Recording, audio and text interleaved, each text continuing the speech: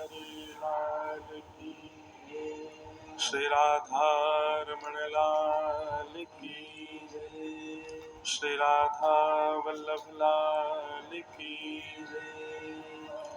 श्रीमद्भागवत महापुराण की, सब संतन की, सब भक्तन की, सब विप्रन की, 84 कोस ब्रजमंडल धाम की, श्री गोवर्धन नाथ की, गिरिराज धरण की, श्याम सुंदर श्री यमुने महारानी की, रज रानी की, रस रानी की, महारानी की, वृषभानु दुलारी की, वृषभानु के जमाई की, जय जय श्री राधे द्वारिकाधीश की।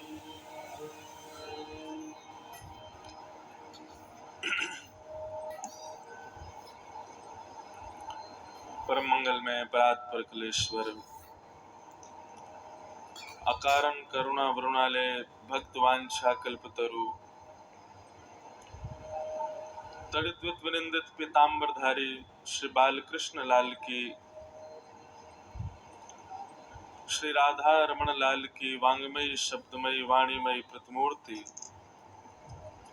हम आप सबके मध्य में विराजमान श्रीमद् भागवत महापुराण संत जनों के परमाशीर्वाद से लॉयंस क्लब मथुरा के समस्त सदस्य जनों के प्रेम के फलस्वरूप श्री द्वारिकाधीश प्रभु की परम कृपा से हम आप सब लोग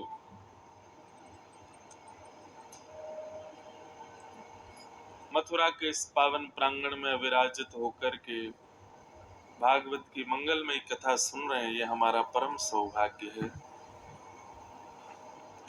मंच पर विराजमान समस्त विप्रवृंद,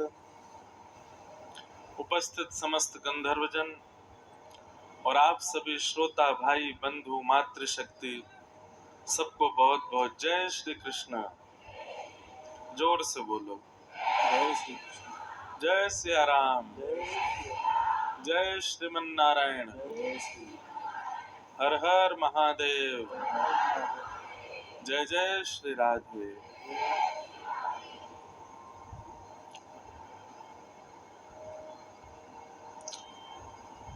ठाकुर जी की परम कृपा है।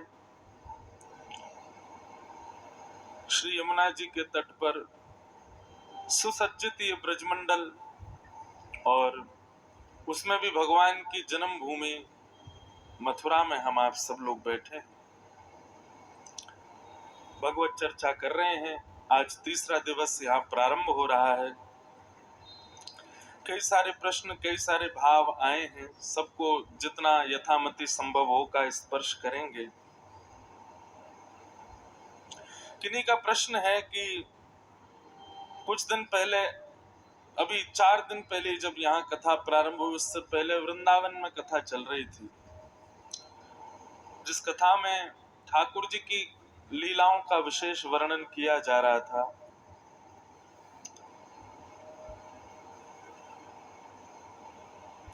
उसी लीला क्रम में हमने राधाष्टमी के कुछ भाव कहे, तो भाव ऐसा रखा गया था कि श्री किशोरी जी के 2 पक्ष ब्रजमंडल में कहे जाते हैं। एक पक्ष तो ये कहा जाता है कि हमारी किशोरी जी श्री राधा रानी ठाकुर जी से 1 वर्ष बड़ी हैं, 1.5 वर्ष बड़ी हैं। और एक पक्ष कहा जाता है कि श्री किशोरी जी ठाकुर जी से 15 दिन छोटी हैं। तो किसी का प्रश्न आया, बोले महाराज जी 15 दिन आप छोटी बता रहे हैं किशोरी जी को, और हम बचपन से सुनते आए कि वो तो 1 साल बड़ी थी। दोनों भाव कहे गए हैं।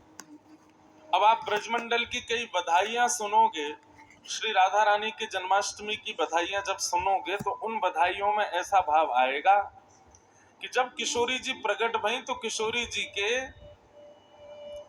बधाई उत्सव में श्री यशोदा मैया, नंद बाबा सब पधारे छोटे से लाल जी को लेकर के।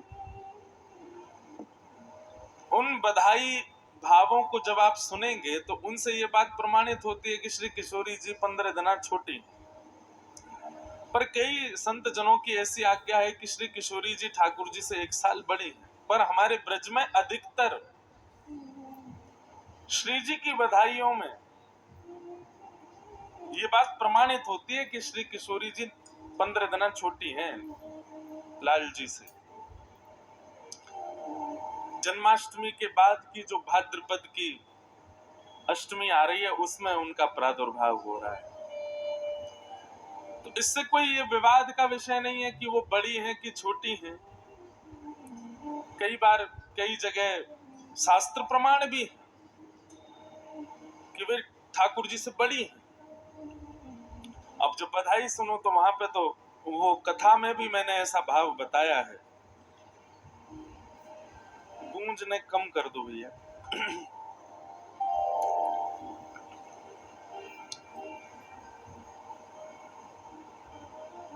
किशोरी जी के प्रादुर्भाव में जब दही काना हो रहा था तो श्री हमारे ब्रजभानु जी कहने लगे, बोले कि भैया पहले नंद बाबा को बुलाओ, नंद बाबा आएंगे तभी उत्सव प्रारंभ होगा। और नंद बाबा से कहो अपने नवजात लाला को लेके आवे, अभी अभी जो उनके लाला भय उनको लेके आवे। तो उन कथाओं से ये प्रमाणित हो जाता है कि फिर ठाकुर जी को जन्म है चुका है पहले। और 15 दिना के ठाकुर जी को लेकर के यशोदा मैया आई हैं और आकर के श्री किशोरी जी के बगल में ही पौड़ा दिए ठाकुर जी पलना में। तो ऐसे भाव हैं। अब कल्प भेद के भाव से भी कई कथाओं में कई ऊपर नीचे भाव आते हैं, पर इसका कोई ऐसा मन में लेने वाली या कोई इसमें अपराध जन्य कोई बात नहीं। ब्रज के भाव ऐसे हैं कि ठाकुर जी कभी मथुरा गए ही नहीं, ठाकुर जी ने कभी कंस को मारवे के आज गए ही नहीं, ठाकुर जी ने अपनी शक्तियों से ही ठाकुर जी ने सब दैत्यों का वध किया आगे के लिए। तब श्री नंद नंदन कृष्ण तो सदा वृंदावन में ही रहते हैं। तो भाव पक्ष जब आ जाता है तो भाव पक्ष में प्रमाण की आवश्यकता नहीं होती। अभी अंतिम दिन कथा होगी, तुम राधाष्टमी की कई बधाई गाएंगे, उन बधाइयों में ये बात प्रमाणित हो जाएगी कि श्री ठाकुर जी को लेकर के यशोदा मैया आई हैं किशोरी जी की जन्म उत्सव में। तो ये इनका भाव था। दूसरा किसी का प्रश्न है,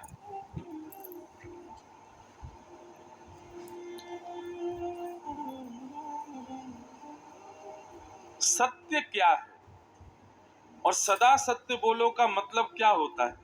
दैनिक दिनचर्या में सत्य कैसे बोले जाते हैं? जय जय श्री राधे। सत्य सबसे बड़ी बात जो आपको अपने लिए स्वीकार है, जो आप अपने लिए चाहते हो, वह सब सत्य आप दूसरों के प्रति भी प्रकट करो। उसमें किंचित भी ये भावना नहीं रहे कि मेरे लिए तो सब सत्य सत्य रहे, पर दूसरे के प्रति जब आप बोलने पर आओ या कुछ प्रकट करने पर आओ तो आपके भाव बिल्कुल ही अलग हों। जो आप अपने लिए चाहते हैं वही व्यवहार, वही भाव, वही प्रस्तुति दूसरों के लिए रखें। और रही बात भैया, सत्य भगवान का स्वरूप है। ठाकुर जी की कही गई वाणियों को मानना ही एक प्रकार का सत्य का आचरण है। ठाकुर जी ने भगवत गीता में ऐसा कहा, श्रीमद् भागवत में ऐसा कहा, जो जो ठाकुर जी ने कहा उन सबका पालन जीवन में करना, इसी को ही सत्य का आचरण कहते हैं। कई बार सब जगह सत्य नहीं बोला जाता, विवेक युक्त होकर के कहां ठीक से बोलना है, कभी कभी कहीं कहीं नहीं भी बोला जाता। अब बच्चा जिद करे, अब उसको कुछ चीज चाहिए तो वहां माता पिता झूठ भी बोलते हैं, तो वो झूठ कोई अपराध नहीं होता। सत्य का आचरण केवल इतना मानिए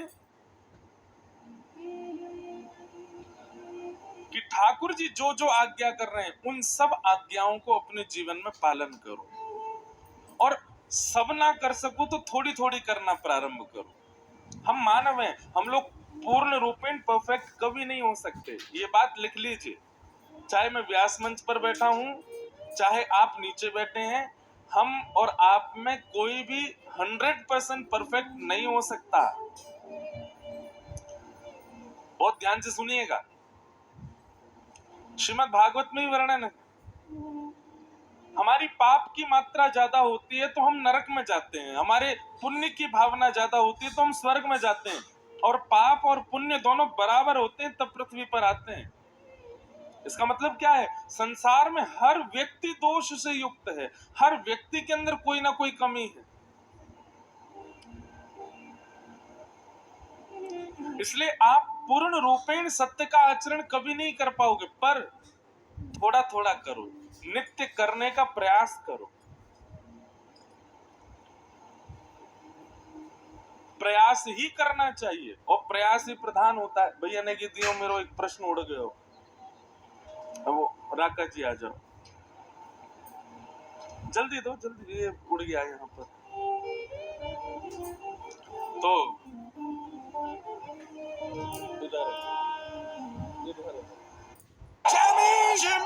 वर्ल्ड कप जीत गए, we broke the jinx bro। जीतने की खुशी में ब्रिटानिया जिम जैम पॉप्स ने एक नया स्पेशल पैक एडिशन निकाला है। That is so cool यार। जिमी सबका मुंह मीठा कराइए वहाँ पे यार। इस जीत को सेलिब्रेट कीजिए ब्रिटानिया जिम जैम पॉप्स के लिमिटेड एडिशन पैक के साथ। चिंग टपाक डम डम, इसे बोलना था 24 घंटे बिजली थोड़ी ना आई है। यो तो हमने बीजेपी पे वोट दिया, उनने काम करया, सब जाते मिली है नॉन स्टॉप बिजली, तभी तो भरोसा है काम करने वाली बीजेपी पे, और तेरा मेरा करने वालों पे नहीं। नॉन स्टॉप विकास, बीजेपी पर विश्वास।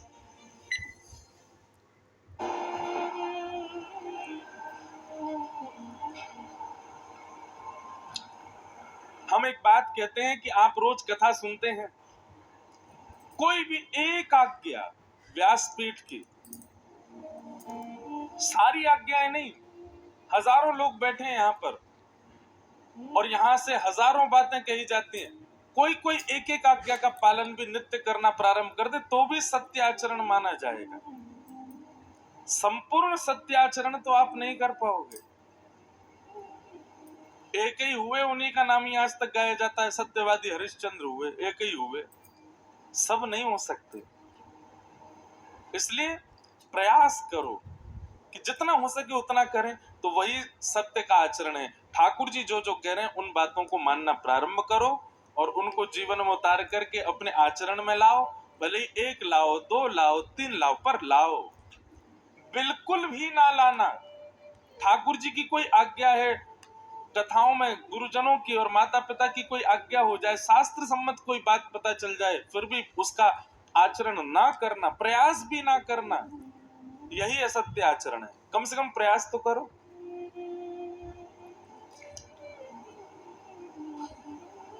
प्रयास अच्छा है, उपलब्धि मिले ना मिले इसकी कोई ज्यादा चिंता मत करो, प्रयास तो करो। तो यही सत्य के प्रति भाव है। फिर किन्हीं का भाव है कि हमारा आपसे कोई प्रश्न नहीं है, छोटी सी विनती, अगर हो सके तो पूरी कथा ब्रज भाषा में सुनाओ। देखो एक बात कहें, जो ज्ञान वैराग्य की बातन को अगर मैं ब्रज भाषा में करूंगा ना तो फिर ज्यादा समझ में नहीं आएंगी, आ तो जाएंगी, खैर ब्रजवासी हैं सब, पर ठाकुर जी की लीला ब्रज भाषा में कहवे में ज्यादा सुख मिले। ज्ञान वैराग्य की बातन को तो यूं लगे ये ब्रज से बाहर ही रहे तो ठीक है, हिंदी में ही चलें, लेकिन फिर भी हम प्रयास करेंगे जितना हो सके को ब्रज भाषा ही बोलें। फिर किन्हीं का प्रश्न है कि महाराज जी अगर कोई व्यक्ति मांस का सेवन करता है, मांस का सेवन करते हुए कृष्ण भक्ति कर सकता है, मांस मीट खाने की आदि हो, क्या पहले मीट छोड़ना पड़ेगा? तभी निश्चित छोड़ना पड़ेगा।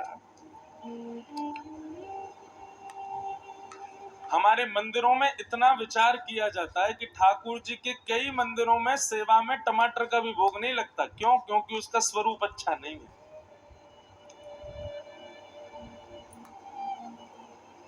हमारे वल्लभ कुल संप्रदाय में सारे राग गाए जाते हैं, पर वल्लभ कुल में दरबारी राग नहीं गाया जाता। क्यों? क्योंकि दरबारी राग राजाओं के यहाँ गाया जाता था, दरबारों में गाया जाता है। इतना सूक्ष्म विचार करते हैं ठाकुर जी के प्रस्तुति में, सेवा में, भोग में, सामग्री में, सब चीज में इतना भाव रखा जाता है, तो फिर मानव शुद्ध क्यों ना हो?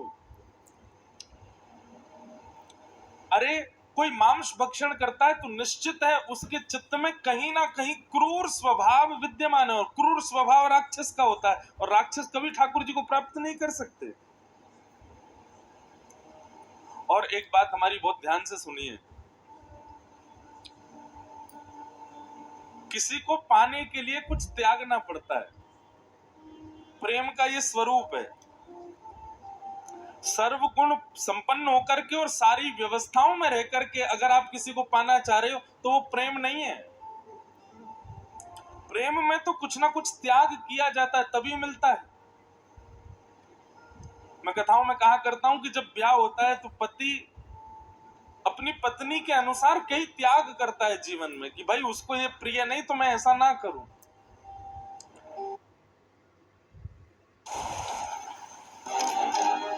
इतना सच धज के हेयर कट।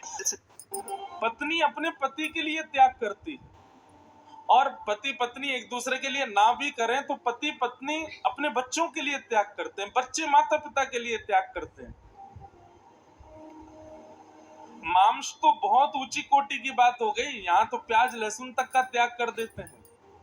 अरे हमारे यहाँ तो शास्त्रों में इतना भी वर्णन है कि ठाकुर जी को भोग लगाने के बाद जब आप पाओ और आपको तब अनुभव हो कि भाई सब्जी में तो नमक ही कम रह गया और दाल में तो मिर्च ज्यादा पड़ गई, तो उसके बाद यदि आप सुधार कर रहे हो तो भी अपराध माना जाएगा। ठाकुर जी ने जैसा पायो वैसे ही पाओ, उसको सुधारो नहीं। उसमें ऊपर से नमक नींबू, अब लोग चटपने के लिए सब करते हैं, पर ठाकुर जी को जैसी वस्तु धराई गई वैसी स्वीकार।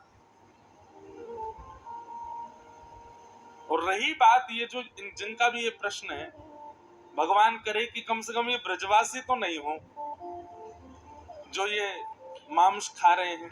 ने प्रश्न करने वाले तो ब्रजवासी लग रहे हैं, क्योंकि उन्होंने ऊपर ही लिखा महाराज जी श्री राधे श्री हरिवंश, तो वो तो अच्छे ही होंगे। पर जिनके लिए भी ये प्रश्न कर रहे हैं वो निश्चित है कि भगवान करे कि वो ब्रजवासी ना हो, क्योंकि ब्रजवासी होते हुए अगर मांस भक्षण कर रहे हैं तो ये तो बहुत बड़े दुर्भाग्य की बात है।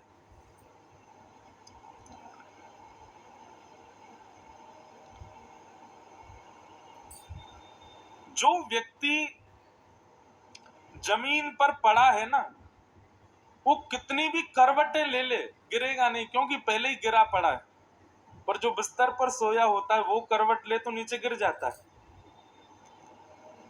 हम सब ब्रजवासी हैं, हमारो जन्म ब्रज में भयो, मतलब पहले ही हमको बिस्तर मिल गयो है। अब अगर हम कोई अपराध करेंगे तो ऐसे गिरेंगे चोट और लगेगी। बाहर का व्यक्ति कुछ भी करे उसको इतने अपराध नहीं लगेंगे, पर हम अगर कोई चूक करते हैं ना तो हमको अपराध निश्चित है, लगेगा ही लगेगा। और तीसरी बात, मांस भक्षण करने वाला व्यक्ति निश्चित रूप से तामसी स्वभाव का होगा ही होगा। उसके बौद्धिक विचार, उसके मानसिक विचार, अरे जो इतना नहीं कर पा रहा कि मैं किसी जीव को नहीं खाऊं, जीव के प्रति दया का भाव नहीं, वो ठाकुर जी की सेवा कैसे कर सकता है? मांस भक्षण करने वाला व्यक्ति ठाकुर जी की आराधना केवल अपने सुख के लिए करता होगा, संपत्ति के लिए करता होगा, अपनी कोई चाह के लिए करता होगा। स्वच्छंद प्रेम लक्षणा भक्ति का स्वरूप मांस भक्षी जीव कर ही नहीं सकता। कितना सुख लग रहा है कूलर बंद हो गए तो, ऐसा लग रहा हो कि बंद ही रहे। आवाज कम, यहाँ वाले इनको तो चल लो अभी, क्योंकि आवाज थोड़ी कम हो गई ना, हमको थोड़ा जोर लगा के बोलना पड़ रहा है, लेकिन ठीक है। तो मांस भक्षण के बाद आप ठाकुर जी की सेवा आराधना नहीं कर सकते। अच्छा एक बात और है, हम ऐसा कहते हैं कथा में अगर लाइट चली जाए तो समझ जाओ कि ठाकुर जी आए हैं। क्यों? ठाकुर जी को तेज इतना है कि ठाकुर जी के तेज को ये सहन नहीं कर पाए, हमारे बंद है। तो कहीं ना कहीं कुछ ना कुछ ठाकुर जी नहीं तो कोई सखी आई होंगी, कोई वृंदावन के कोई आचार्य आए होंगे, कोई तो आए हैं। तभी ये जो फ्लक्चुएशन हो, कभी लाइट कट जाए, कभी कुछ हो जाए, तो हम तो कथा में यही मानते हैं कि ठाकुर जी कोई निधि आई कथा में। तो मांस भक्षण करने वाला व्यक्ति, और उसमें भी आपने कहा कृष्ण भक्ति तो बिल्कुल ही नहीं कर पाएगा। वो पूजा कर सकता है, भक्ति नहीं कर पाएगा। उसका स्वभाव, उसका स्वरूप, और ऐसी कैसे कृष्ण भक्ति कर रहा है कि कृष्ण भक्ति करने के बाद भी उसके चित्त से मांस सेवन की इच्छा ना नष्ट हो। अरे महाराज, कृष्ण भक्ति तो ऐसी है कि वो पहनना ओढ़ना भी छुड़वा देती है। कृष्ण भक्ति तो ऐसी है रातों की नींद उड़ा देती है। कृष्ण भक्ति तो ऐसी है कि जीव के चटोरेपन, नेत्रों के दर्शन, कानों के सुंदर संगीत सुनने की इच्छा, ये सब धीरे धीरे सम होती चली जाती है। कृष्ण भक्ति हमारे जीवन में आई है, इसका प्रमाण क्या है? आप अंतर्मुखी होते चले जाओगे। बाहरी संसार की योजनाएं, बाहरी संसार की वस्तुओं में ज्यादा मन नहीं लगेगा आपका। मांस भक्षण तो राम राम राम, ये तो बहुत दूर की बात है। ये कैसे हो सकता है? इसलिए अगर कोई ऐसे व्यक्ति हैं जो मांस भक्षण करते हैं और ठाकुर जी की आराधना करना चाहते हैं, उनसे कहो सबसे पहले तो तामसी वस्तु का त्याग करें। ठाकुर जी को स्वीकार नहीं है। अब कथाएं भी आती है, कई सदन कसाई की कथा आती है। एक भक्त की और मैं कथा सुनाया करता हूं, वो भी मांस भक्षी तो था, पर गुरु कृपा से, संत जनों की कृपा से, वैष्णवों की कृपा से कृष्ण मिल गए। पर जब कृष्ण मिले, जब भक्ति में आए तो सब छोड़ दिया, सब त्याग दिया। कथा के बीच में क्रम बनेगा तो मैं सुनाऊंगा उनकी कथा। मांस छोड़ना जरूरी है, बहुत ज्यादा जरूरी है। तामसी वस्तु, देखो प्याज लहसुन खाने से तो फिर भी पाप कम लगता नहीं है वैसे तो, लेकिन मांस खाने से तो पाप ही लग जाता है। आपने किसी जीव को खा लिया, कैसे स्वीकार्य हो जाएगी ये बात?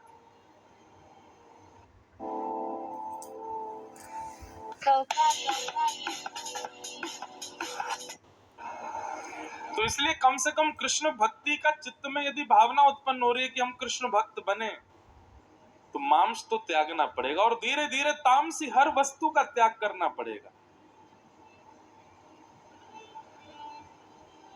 फिर अगला प्रश्न किन्हीं का है। कल आपने कथा में कहा था कि भागवत जी का अशुद्ध उच्चारण ठाकुर जी को कष्ट देता है। तो हमको संस्कृत नहीं आती तो हम क्या भागवत जी नहीं पढ़ सकते? तत्शृण्वन् प्रपठन् विचारण परो भक्त्या विमुच्येन नरः। बहुत ध्यान से सुनिएगा। जिनको संस्कृत का बोध नहीं है उनके लिए कथा में दो आज्ञा, सुनो, तीन आज्ञा, सुनो, विचार करो, और हिंदी अनुवादित जो भागवत जी हैं जिसमें हिंदी अर्थ है उसको पढ़ो। उसको आप पढ़ सकते हैं, पर संस्कृत श्लोक का उच्चारण करो तो फिर तो गुरुमुख होकर के, गुरुजनों से आज्ञा लेकर के शुद्ध ही करो। नहीं तो भागवत जी के पाठ से भी ज्यादा लाभदायी होती है भागवत जी का श्रवण, और श्रवण से भी ज्यादा लाभदायी होता है जो सुना उसका निरध्यासन, उसका विचार, उसका चिंतन। एक बात बताएं, आपने भोजन किया तो भोजन के बाद में ऐसे शास्त्रों की आज्ञा है कि भोजनांते सतपदम गच्छेत। भोजन के बाद में 100 कदम तो कम से कम चलना चाहिए उस भोजन को पचाने के लिए। भोजन हम कितनी देर में कर लेते हैं? ज्यादा से ज्यादा 8 मिनट में हमारा भोजन संपन्न हो जाता है। 8 मिनट के भोजन के पश्चात 100 कदम चलने की आज्ञा करते हैं। 4 घंटे का आप लोग भोजन कर रहे हो, एक प्रकार से ज्ञान को ग्रहण कर रहे हो, तो इसके बाद में कितनी देर आपको पचाने के लिए चाहिए होना चाहिए? एक दिन की कथा 4 घंटा आपने ज्ञान ग्रहण किया, कम से कम उसका कम से कम नहीं तो 5 से 6 घंटे का चिंतन होना चाहिए। आज एक एक वाक्य जो भी व्यासपीठ से महाराज जी कह रहे थे, उसका क्या अर्थ निकलेगा, उसका क्या भाव बनेगा, उसके पीछे उद्देश्य क्या है, उसका चिंतन करो। चिंतन यदि नहीं होगा ना, तो आप जीवन में उतार नहीं पाओगे, सुनने तक सीमित रह जाएगी बात। तो इसलिए अगर आप पाठ नहीं कर सकते संस्कृत में, तो कथा सुनो, कथा का चिंतन करो, और पाठ करने का बहुत ही मन है तो फिर हिंदी अनुवादित पढ़ो, लेकिन वो पाठ नहीं माना जाएगा, वो केवल और केवल सामान्य अध्ययन स्वाध्याय माना जाएगा। फिर आपने दूसरा प्रश्न किया कि आत्म राम जी ने भागवत का अध्ययन प्रथम स्कंद के बजाय दसम स्कंद से क्यों? आत्म राम जी नहीं है, वो आत्मदेव जी हैं। श्रीमद् भागवत के मात्म जो कथा आती है वो आत्मदेव जी, आत्मराम नहीं है। उन्होंने दसम स्कंद से पाठ प्रारंभ किया, दसम, एकादश, द्वादश, और फिर उसके बाद में पुनः 1 से प्रारंभ करके 10 तक, ऐसा उन्होंने पाठ किया, ऐसा भागवत जी में वर्णन। क्यों किया? क्योंकि आत्मदेव जी का मन बहुत व्यथित था अपने पुत्र को लेकर के, और व्यथित हृदय की वजह से वो उस समय ऐसा कुछ चाह रहे थे जिससे कि उनके चित्त को परम शांति मिले, परम सुख की प्राप्ति हो। और श्रीमद् भागवत में परम शांत, परम सुख, परम आनंद प्रदायन तो तब होता है जब ठाकुर जी प्रकट होते हैं, और वो दसम स्कंद में होते हैं। तो इसलिए श्री आत्मदेव जी ने अपने हृदय को पहले शांत करने के लिए, क्योंकि अशांत हृदय को यदि ज्ञान प्रदान करोगे तो अशांत हृदय और ज्यादा व्यथित हो जाएगा, स्वीकार नहीं कर पाएगा। इसलिए आत्मदेव जी ने पहले नंदोत्सव की कथा को पढ़ा, कृष्ण लीला को सुना। कृष्ण लीला नंदोत्सव सुनकर के मन में प्रसन्नता उत्पन्न हो गई, आनंदता उत्पन्न हो गई। जब वे आनंद में भर गए, तब दसम, एकादश, द्वादश, 3 स्कंद बाद के करके फिर प्रथम से लेकर के नवम तक का पाठ किया। इसलिए आत्मदेव जी ने पहले दसम स्कंद का पाठ किया। फिर आपका तीसरा प्रश्न है, महाराज जी अगर कथा में आने का बहुत मन हो तो क्या हम माता पिता से झूठ बोल करके या बिना बताए आ सकते हैं, क्योंकि वे आज्ञा नहीं देते?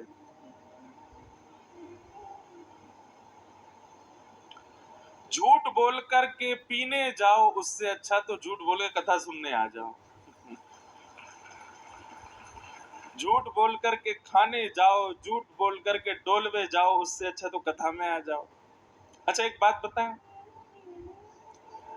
भक्त को कैसा होना चाहिए? जैसा एक व्यसनी व्यक्ति व्यसन के लिए होता है ना, ऐसा ही भक्त को ठाकुर जी के लिए होना चाहिए। व्यसनी व्यक्ति केवल बहाने ढूंढता है व्यसन भोगने के। किसी को पीने में बहुत सुख मिलता है तो वो बस बहाने ही ढूंढेगा कि कैसे भी पीऊं, दुखी हूं तो पीऊं, सुखी हूं तो पीऊं, शादी है तो पीऊं, बेचारा एक मित्र बेचारा पधार गया तो पीऊं, हार गया तो पीऊं, जीत गया तो पीऊं। ऐसे ही मानव को भी होना चाहिए, व्यसन की तरह भक्ति करे, चाहे कुछ हो जाए, कैसे भी भक्ति करें, लेकिन प्रयास करो धीरे धीरे। माता पिता रीझ हैं, अरे कुछ गलत थोड़ी कर रहे हो आप।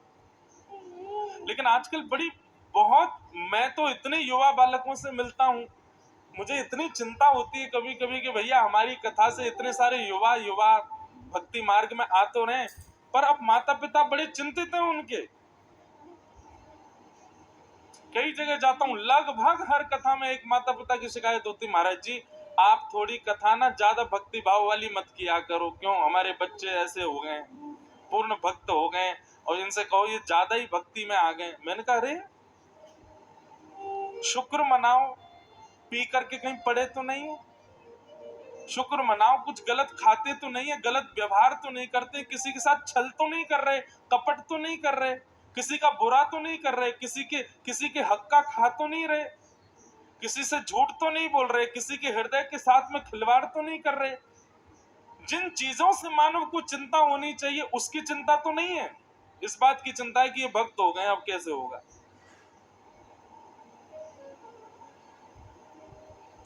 क्षमा कीजिएगा, अगर आपको इस बात की चिंता है, माता पिताओं को बोल रहे हैं, इस बात की चिंता है कि हमारा बालक भक्त हो गया, अब कैसे चलेगा,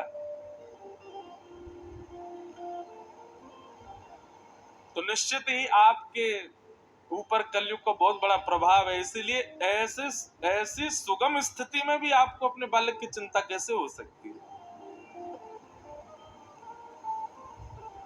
लोग बात कहते हैं कि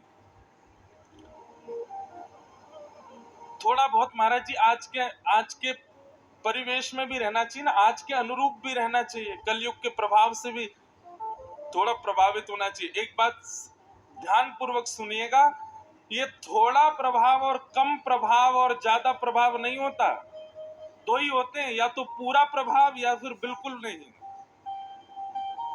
ये थोड़ा इधर थोड़ा उधर ये वाला काम नहीं चलता है यहाँ पे।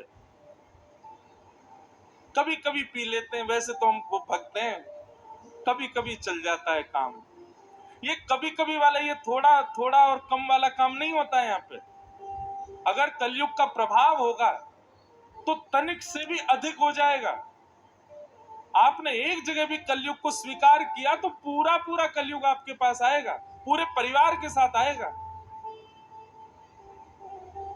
इसलिए यदि कोई वैष्णव भाव में आ रहा है तो आप चिंतित मत होइए। और दूसरी बात हमारी बहुत ध्यान से सुनिएगा, वैष्णव भाव में आप अपनी इच्छा से नहीं आते, बच्चे अपनी इच्छा से नहीं आते, किसी वक्ता के सुनाने से नहीं आते। हम तो हजारों लाखों लोगों को कथा सुना रहे हैं, सभी वैष्णव क्यों नहीं हो रहे?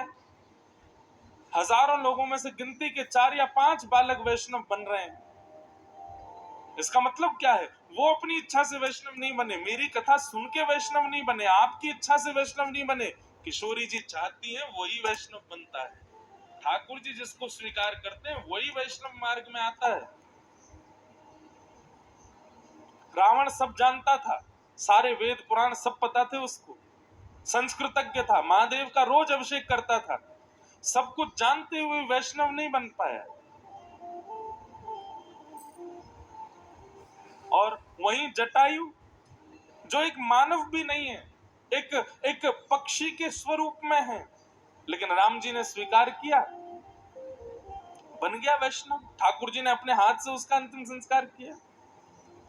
तो ये बात कहीं लिख लीजिए, हम तो खूब कथा में कहते हैं, एक बार भी यदि ठाकुर जी आपको प्रिय लग गए हैं, एक बार भी ठाकुर जी की कथा में 1 मिनट भी आपका मन लग गया है, भगवान का संकीर्तन कोई बढ़िया लग गया है, किसी भी रूप से वृंदावन वासी आपको प्रिय लग गए हैं, ठाकुर जी का प्रसाद प्रिय लग गया है, तो बस ये समझ जाना वो आपको प्रिय नहीं लगा है, उस समय ठाकुर जी को आप प्रिय लग गए हो, आप ठाकुर जी को भा गए हो, इसीलिए आपके चित्त में ऐसा भाव आ रहा है। तो भैया माता पिताओं से हमारी हाथ जोड़ के प्रार्थना, बच्चों की बिगड़े ना इसकी चिंता करो, हमारे बच्चे भक्त बन रहे हैं इसकी चिंता मत करो, कथा सुनने जा रहे हैं इसकी चिंता मत करो। हाँ, बच्चों से भी हमारी प्रार्थना कि कहीं एग्जाम से बचने के लिए कथा में आ रहे हो, अपनी पढ़ाई लिखाई कर्मों से बचने के लिए आ रहे हो, तो भैया ने थोड़ा सा अपराध है, इसका कोई पाप नहीं लगेगा, लेकिन पहले अपना वो क्रिया जो है उसको पहले पूरी कर लो।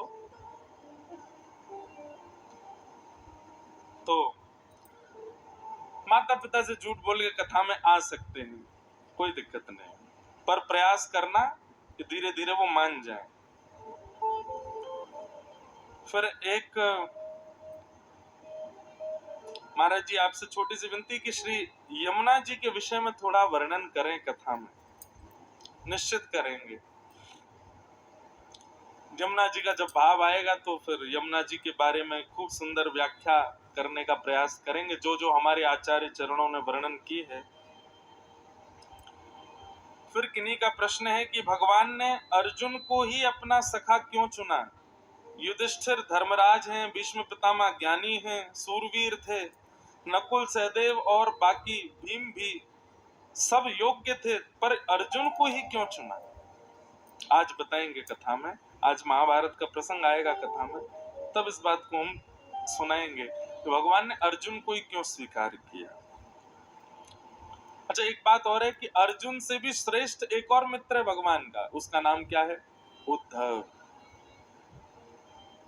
अर्जुन के बारे में पूरी दुनिया जानती है कि अर्जुन भगवान का प्रिय मित्र है, पर अर्जुन से भी अति प्रिय ठाकुर जी को उद्धव। इस विषय में हम आज महाभारत का थोड़ा प्रसंग आएगा तब चर्चा करेंगे। बोलो वृंदावन बिहारी लाल की जय। कल हम आप सब लोगों ने श्रवण किया कि किस प्रकार सौनक आदि ऋषियों के प्रश्नों के उत्तर में भगवान सूत जी कथा सुना रहे हैं, और सूत जी कथा सुनाते हुए भगवान के अवतारों का वर्णन करते हैं। अवतारों के वर्णन के पश्चात सूत जी ने भागवत जी की रचना कैसे हुई इस विषय को बताया।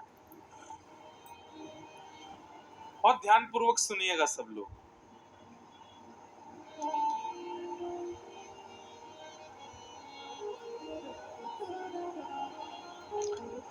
वेदव्यास जी महाराज ने अनेक पुराण लिखे, 4 वेद लिखे, महाभारत जैसा इतिहास लिखा, लेकिन ये सब लिखने के पीछे एक ही उद्देश्य था, मेरा और आप सबका कल्याण। लेकिन इतना लिखने के बाद भी वेदव्यास जी के चित्त को प्रसन्नता नहीं थी कि मैंने जो लिखा है वो उचित है। तब वेदव्यास जी महाराज विचार करने लगे, मैं क्या लिखूं, ऐसा क्या वर्णन करूं जिससे मेरे मन में ऐसी भावना आए कि हाँ, इससे मानव कल्याण होगा। जैसे गोस्वामी तुलसीदास जी महाराज मानस में लिखते हैं, मैंने मानस जी की रचना किस लिए की? बोले स्वांतः सुखाय तुलसी रघुनाथ गाथा, अपने सुख के लिए। क्योंकि यह बात निश्चित है, जब आप सार्वलौकिक सुख की बात करते हैं उस समय यदि आप अपनी क्रिया से स्वयं प्रसन्न नहीं हो तो सार्वलौकिक प्रसन्नता नहीं हो सकती।